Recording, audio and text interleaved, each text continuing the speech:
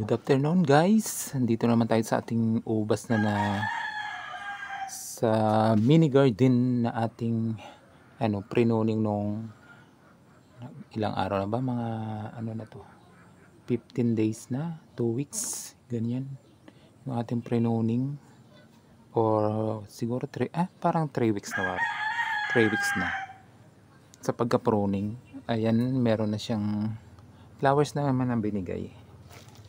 Yan, papakita ko sa inyo. O, ayan. Yan na.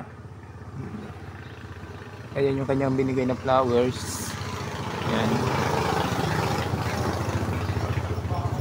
Hindi pa siya masyadong marami-rami din naman na binigay.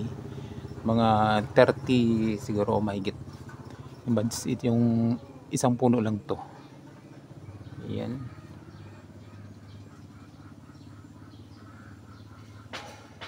Ayan. Ganda yung kanyang pagka-flowers naman. Yung mahaba. Merong mahaba, merong maigsi din. Depende. Tapos mamaya lalagyan natin ng pataba na ginayat na puno ng saging, kasi yun talaga yung aking ginagawang pataba. Pag may bulaklak na yung aking ubas.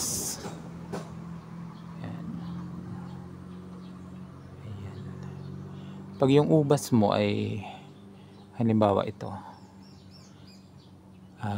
unang dahon, pag pruning mo at nagdahon na siya ng 1, 2, 3, 4, minsan 1, 2, 3, 4, 5 sa palimang dahon or pang-apat na dahon, minsan pang-apat na dahon, minsan ay nasa pa-5, doon lumalabas yung flowers niya. Tapos yung sunod na dahon uli ay maglalabas pa siya ng isang flowers. Pag wala nang lumabas na flowers doon, ibig sabihin iisa lang yung binigay. At kung nakalima na at tapos wala pa ring kasamang bulaklak siya, ibig sabihin hindi na siya magbubulaklak. Katulad nito. Ito, 1, 2, 3, 4, 5, nagbigay naman siya ng maliit na bulaklak. Hanap tayo nung hindi siya nagbigay ng bulaklak. Ito. 1, 2, 3, 4, 5, wala pa rin siyang binigay ng bulaklak. Ibig sabihin hindi na talaga siya magbibigay ng bulaklak. Tapos yung sumunod, minsan kasi sa palima lumalabas na yung tendrils, yung ganyan. Ibig sabihin yan, pag lumabas na itong tendrils na ganito, yung hindi na siya magbubulaklak. Yan, hindi na siya magbibigay ng bulaklak. Kaya pag nakalima na siya ng dahon o 4 at hindi siya nagbunga at lumabas na yung tendrils, ibig sabihin hindi na siya magbibigay ng bulaklak. Yan, hindi pa siya magbibigay. Marami din ditong tumubo na walang binigay na bulaklak. Pero yung iba naman nagbigay naman ng, kaya lang mga maliliit. Yan, payat din kasi yung pagkaano niya. Pero patutuloyin na rin natin kasi pagkain lang naman eh. Nakakatuwa kasi pag nakita mo yung ubas mo ay maraming bunga. Yan. At least nagbigay naman siya ng magaganda.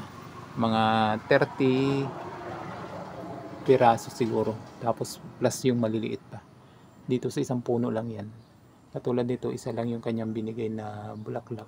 Tapos doon sa sumunod, ayan, tendrils na yung kanyang binigay. Ibig sabihin, isa lang yung kanyang bulaklak. Yan. Yan lang yung update dito sa ating ubas na pre-noning. Yung nag-iisang ubas ko dito.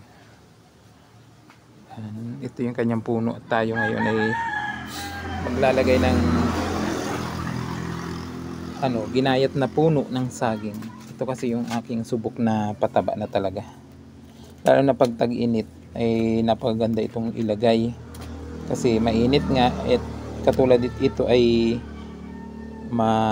matubig. Kaya mas maganda pag tag-init. Pero nilalagyan ko rin pag medyo pag ulan.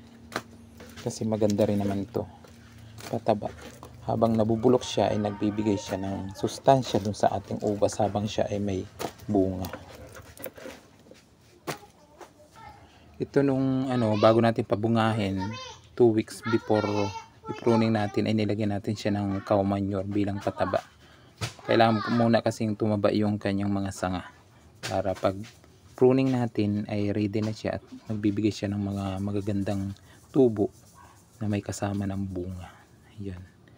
Kaya itong ating ubas kasi ginagawa ko na organic lang siya. Talagang walang synthetic, wala yung mga abono na bibili sa sa market, kundi talagang mga balat ng saging, puno ng saging, lahat ng balat ng prutas ay dito ko tinatapon bilang kanyang pataba. At saka siyempre yung cow manure.